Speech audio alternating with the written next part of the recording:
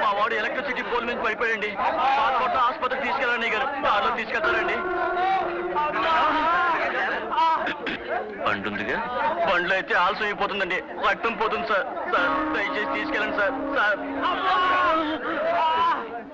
మాకు కచేరీకి ఆలస్యంగా వెళ్ళడం నాకు అలవాట్లేదు. ఆ బండి ఎక్కించారుగా మీ వాడిని. ఏమీ కా ప్రభు, భగవంతుడు. నాన్నగారు మనం సూర్యం కూర్చో. డ్రైవర్